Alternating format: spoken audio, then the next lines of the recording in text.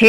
கதை கேட்க நீங்க வந்துட்டீங்களா? கதை சொல்ல நானும் வந்துட்டேன். நம்ம ஆல்ரெடி பார்த்துட்டு இருக்க தாய் ட்ராமாவோட ஃபைனல் எபிசோட் தான் இன்னைக்கு பார்க்க போறோம். வீடியோக்குள்ள போறதுக்கு முன்னாடி ஏபியும் சொல்றது தான். இப்பயும் சொல்றேன். எஸ்எஸ் வாய்ஸ் ஓவரை சப்ஸ்கிரைப் பண்ணுங்க. பார்த்ததுக்கப்புறம் லைக் பண்ணுங்க. மறக்காம போறதுக்கு முன்னாடி எக்ஸ்பிளனேஷன் எப்படி இருக்குன்னு சொல்லிட்டு கமெண்ட் பண்ணிட்டு போங்க. இந்த எபிசோட எதுல ஸ்டார்ட் பண்றோம் அப்படின்னு பார்த்தா நம்ம நலன் வந்துட்டு ஹீரோவை தேடி வந்துகிட்டு இருக்கான் இல்லையா? அதே டைமுக்கு ஹீரோ வந்து ஒரு பின்னை வச்சு அவனோட லாக் கஷ்டப்பட்டு திறந்துகிட்டு இருக்கான். அப்ப அந்த நேரத்துக்கு அங்க காவலுக்கு இருக்க வேலைக்காரனுங்க எல்லாம் வந்து சாப்பிட்டுக்கிட்டு இருக்கானுங்க. சரி சரி வந்து கொஞ்சமா சாப்பிடு வாடாடே அப்படின்னு சொல்லிட்டு நம்ம ஹீரோ ஒருத்தன் கூப்பிட்டுக்கிட்டு இருக்கானா. அப்போ கரெக்டா இவன் கையை திறந்துடுறான். அவ்வளவுதான், அவன் மூஞ்சிலே பொக்குன்னு ஒரு குத்து விடுறான். ஹீரோ தப்பிச்சு வெளியில வந்த கையோடய வந்துட்டு பார்த்தா அங்க 2 3 ஆளுங்க கிட்ட மாட்டிக்கிறான். அப்ப என்னடா பண்றது அப்படின்னு முழிச்சுக்கிட்டே இருக்கான். இருந்தாலுமே அவன் சண்டை போட ஆரம்பிச்சிடுறான்.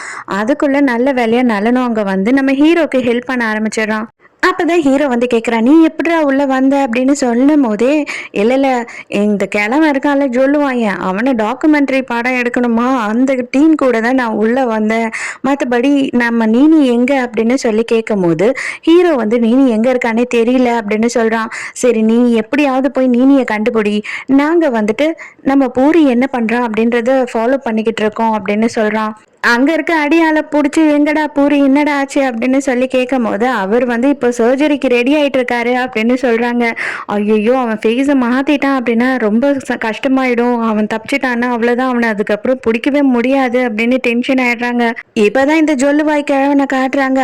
சரி சரி நீனி எங்க இருக்கா அப்படின்னு சொல்லிட்டு அங்க ஒரு பொண்ணு கிட்ட கேட்கும் போது நீனி வந்துட்டு பேக் சைட்ல இருக்காங்க, அது மட்டும் இல்லாம டாக்குமெண்ட்ரிக்கு உங்களை இன்டர்வியூ எடுக்கணும்னு சொல்றாங்கன்னு சொல்லும் போது அப்படியா, இப்பெல்லாம் என்னால முடியாதுன்னு சொல்லிடு, ஈவினிங்க்கு மேலதான் ஆகும்னு சொல்லு அப்படின்னு சொல்லிட்டு இவர் வந்து நம்ம நீனிய பாக்குறதுக்காக ரெடி ஆயிடுறாரு. இப்பதான் டாக்டரை காட்டுறாங்க. டாக்டர் வந்துட்டு சர்ஜரிக்காக எல்லாத்தையும் ரெடி பண்ணி வச்சுக்கிட்டு இருக்காரு. அப்பதான் ஒரு விஷயம் தெரியுது. என்ன அப்படின்னு பார்த்தா நம்ம ஹீரோவை வந்து எப்படியாவது தப்பிச்சு போயா ஏதாவது பண்ணியா அப்படின்னு சொல்லிக்கிட்டே இருப்பான் இல்லையா? அப்ப நம்ம ஹீரோ கூட கேட்டிருப்பான், நீ வந்து இதை திறந்து விடு, அதுக்கப்புறம் நான் தப்பிச்சு உன்னை காப்பாத்துறேன்னு சொல்லி. அதனால இவன் என்ன பண்ணிருப்பானா, இவனோட டூல் கிட்ல இருந்து ஒரு கம்பியை தான் எடுத்து கொடுத்துருப்பான். அதை வச்சுதான் ஹீரோ வந்து அந்த லாக்கையே அன்லாக் பண்ணிருப்பான். பூரி அந்த டைமுக்கு அங்க வந்துடுறான். சர்ஜரிக்கு எல்லாம் ரெடியா அப்படின்னு கேட்கும் போது எல்லாம் ரெடி தான், ஆனா நீ சொன்ன ப்ராமிஸை எனக்கு காப்பாற்றணும், இந்த சர்ஜரிக்கு அப்புறம் என்னை விட்டுருவேன்னு சொன்னல அப்படின்னு சொல்லி கேட்கும் போது, இதெல்லாம் ஃபர்ஸ்ட் நீ சர்ஜரியை முடிச்சதுக்கு அப்புறம் பேசு, ஃபர்ஸ்ட் வந்து நல்லபடியா சர்ஜரியை பண்ண, நீ எதுனா வந்துட்டு சொதுப்புனேன்னு தெரிஞ்சதுன்னா அந்த இடத்துல என் ஆளுங்க உன்னை போட்டுடுவாங்க அப்படின்னு சொல்றான்.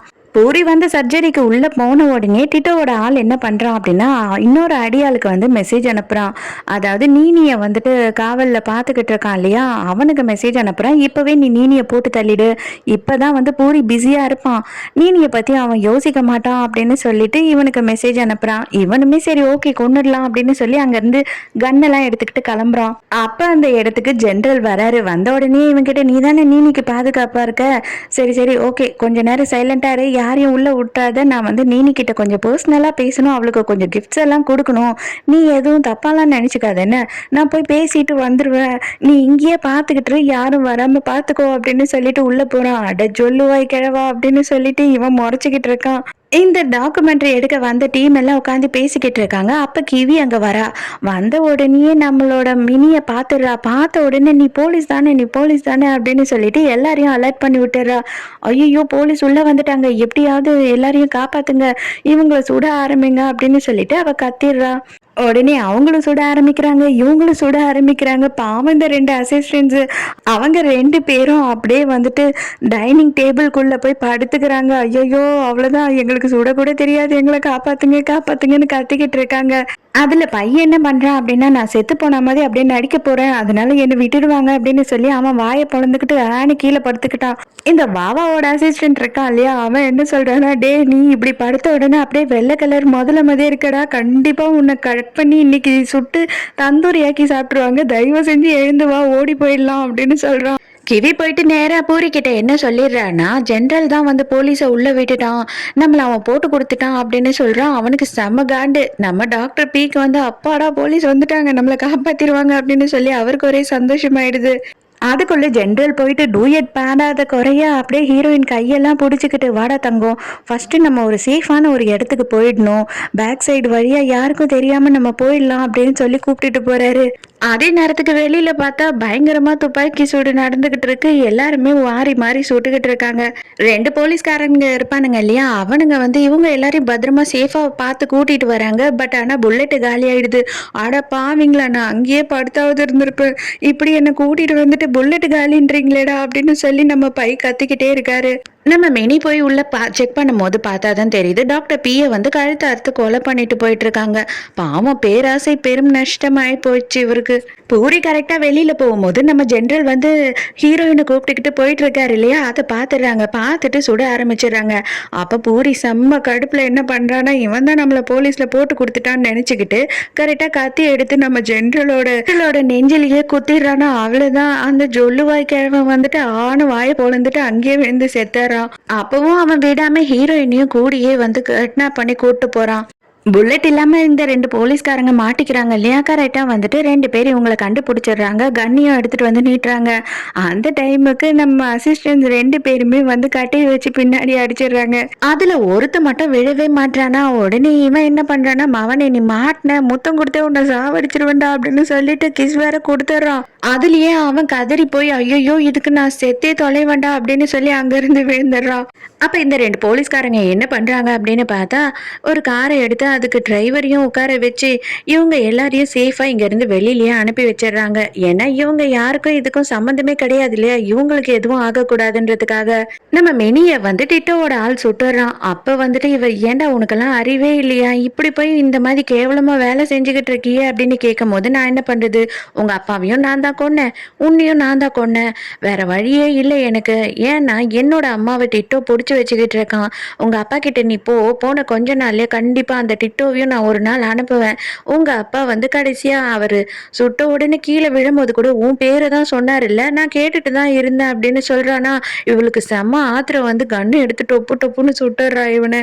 இப்பதான் நலன் ஓடி வந்து பாக்குறான். ஐயோ உனக்கு கையில அடிபட்டுடுச்சா அப்படின்னு பதறி போயிட்டு கர்ச்சீஃபை எடுத்து கட்டெல்லாம் போட்டுக்கிட்டு இருக்காரா.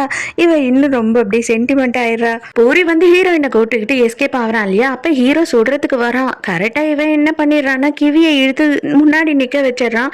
ஹீரோ வந்து சுடுற புல்லட் வந்து கிவி மேல விழுந்துடுது.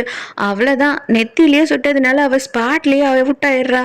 மறுபடியும் எங்க சுற்றுவானோ அப்படின்னு சொல்லிட்டு ஹீரோயினை அவன் சைட்ல முன்னாடி வச்சு போயிட்டு அந்த கார்ல ஏறி கார்ல அங்க இருந்து தப்பிச்சிடுறான். ஹீரோ மட்டும் 2 வீலர்ல இவனை ஃபாலோ பண்ணிக்கிட்டு வந்துகிட்டே இருக்கான். அந்த டைமுக்கு கார் வந்து பஞ்சர் ஆகி அங்க நின்னுடுது. உடனே வேற வழியே இல்லாம பூரி என்ன பண்ணான்னா ஹீரோயினை இறக்கி இழுத்துக்கிட்டே ஓடுறான். அங்க போனா பெரிய பள்ளம் தான் காத்துட்டு இருக்கு இவங்களுக்காக. அப்ப பூரி என்ன சொல்றான் அப்படின்னா, இதை பாரு, நீ என்ன சுடுறதுனால எனக்கு பிரச்சனை இல்லை, ஏன்னா இதுக்கு மேல நான் இழக்கிறதுக்கு ஒண்ணுமே இல்லை, நீ மொத்தமா எல்லாத்தையுமே முடிச்சிட்ட, அதனால நான் இவளையும் கூப்பிட்டுக்கிட்டு தான் போவேன், இவளை மட்டும் நான் விட்டுட்டு போகவே மாட்டேன், நான் சந்தோஷமா இருந்தாலும் சரி நான் வந்துட்டு கஷ்டத்துல இருந்தாலும் சரி இவ என் கூட இருக்கணும் அப்படின்னு சொல்றான். அந்த டைமுக்கு ஹீரோயின் என்ன பண்றான்னா சடனா வந்துட்டு அவனை தள்ளிட்டு அவ ஓடி போயிடுறா. அப்ப இவன் என்ன பண்றான்னா ஹீரோ வந்து நெத்திலேயே வந்து சுட்டுறான் பூரிய. சுட்ட வேகத்துக்கு அவனுமே மலை உச்சில இருந்து கீழே விழுந்துடுறான். அப்பதான் இவங்க 2 பேருமே அங்க வந்து சேர்றாங்க. என்ன ஆச்சு எங்க அவன் அப்படின்னு கேட்கும் போது அதான் அவன் கீழே போய் இந்நேரம் சமாதி ஆயிருப்பான் அப்படின்னு சொல்லிட்டு காட்டுறான் ஹீரோ. அதோட கொஞ்ச நாள் கழிச்சு காட்டுறாங்க நம்ம ஹீரோ வந்து ஆல்ரெடி சொன்ன மாதிரி அவனோட வேலையை விட்டு ரிசைன் பண்றான். ஏன்னா அவன் அப்பா கூடயும் தங்கச்சி கூடயும் நிம்மதியான வாழ்க்கையை வாழணும் அப்படின்னு சொல்லிட்டு பாக்குறான். அதே நேரத்துக்கு நலனுமே ரொம்ப கஷ்டப்பட்டு எப்படியோ மினி ஒரு வழியா கரெக்ட் பண்ணி முடிச்சிடுறாரு நாடகம் முடியறதுக்குள்ள. அதே மாதிரி டிராமாவை ஸ்டார்ட் பண்ணும்போது வெளியா இருந்த நம்ம ஹீரோயின் வந்துட்டு இந்த கேஸ்னால பயங்கர ஃபேமஸ் ஆயிட்டா இல்லையா? அதனால எல்லா நாடகத்திலயும் ஆல்மோஸ்ட் இவளையே ஹீரோயினா கேட்டுக்கிட்டு இருக்காங்க. அதனால நம்ம வாவாவோட மேனேஜர் என்ன பண்றாருன்னா, நான் வந்துட்டு உங்களுக்கு மேனேஜரா இருக்கலாமா அப்படின்னு யோசிக்கிறேன், உங்களுக்கு வந்து மேனேஜரை மாத்துற ஐடியா இருந்துச்சு அப்படின்னா நீங்க என்கிட்ட சொல்லுங்க அப்படின்னு சொல்றாரு. அதுக்கு பை உடனே செம காண்டாயிட்டு, அது நீ சாவர வரைக்கும் இல்ல, கண்டிப்பா நடக்கவே நடக்காது, ஏன்னா நான் 100 வருஷம் வாழ்வேன், அது வரைக்கும் நான் மட்டும்தான் மேனேஜர், ஞாபகம் வச்சுக்கோ அப்படின்னு சொல்லி சண்டை போடுறாரு. அதோட நம்ம ஹீரோவுமே இப்போதைக்கு ஹீரோயின் கூட பயங்கர ரிலாக்ஸா இருக்கான். நான் சின்னதா ஒரு பிசினஸ் பண்ணிக்கிட்டு அப்படியே அப்பாவையும் தங்கச்சியும் பார்த்துக்கிட்டு உன்னையும் எந்த நேரமும் பார்த்துக்கிட்டே இருக்கணும், அதுதான் இனிமே என்னோட லைஃபோட கோலே அப்படின்னு சொல்றான். அந்த டைமுக்கு தங்கச்சி அப்பாவும் அங்க வராங்க. வந்த உடனே என்னப்பா பேசிக்கிட்டு இருக்கீங்க அப்படின்னு அப்பா கேக்குறாரா. நாங்க எப்ப கல்யாணம் பண்ணலாம் அப்படின்னு யோசிச்சுட்டு இருக்கோம்ப்பா அப்படின்னு ஹீரோ சொல்றான். ஓ அப்படியா, சீக்கிரமா கல்யாணம் பண்ணிக்கோங்கப்பா, எனக்கும் பேர குழந்தைய பெத்து கொடுங்க, நானும் வந்துட்டு அப்பதான் பிஸியா இருப்பேன் அப்படின்னு சொல்லும் போது சரி சரி சரி அப்பனா ஃபர்ஸ்ட் இங்க இருந்து 2 பேரும் கிளம்புங்க அப்படின்னு சொல்றான். கடைசியா ஹீரோயின் ஹீரோ கிட்ட என்ன சொல்றான்னா, கண்டிப்பா நான் எதிர்பார்க்கவே இல்லை நம்ம 2 பேரோடது இந்த அளவு ஹாப்பி எண்டிங்கா இருக்கும்னு சொல்லி. நீ கண்டிப்பா என்ன லவ் பண்ணவும் மாட்டேன், என்ன கல்யாணம் பண்ணவும் மாட்டேன்னு நினைச்சேன் அப்படின்னு சொல்லும்போது ஹீரோ வந்து ஹீரோயினை கிஸ் பண்றா. இதோடயே இந்த டிராமா முடியுது. இந்த டிராமா உங்களுக்கு பிடிச்சிருந்ததா, என்னோட எக்ஸ்பிளனேஷன் பிடிச்சிருந்ததான்னு சொல்லிட்டு மறக்காம எனக்கு கமெண்ட்ல சொல்லுங்க. ஸோ நாளைக்கும் மறக்காம கதை கேட்க வந்துருங்க. நானும் மறக்காம கதை சொல்ல வந்துடுறேன். பாய்.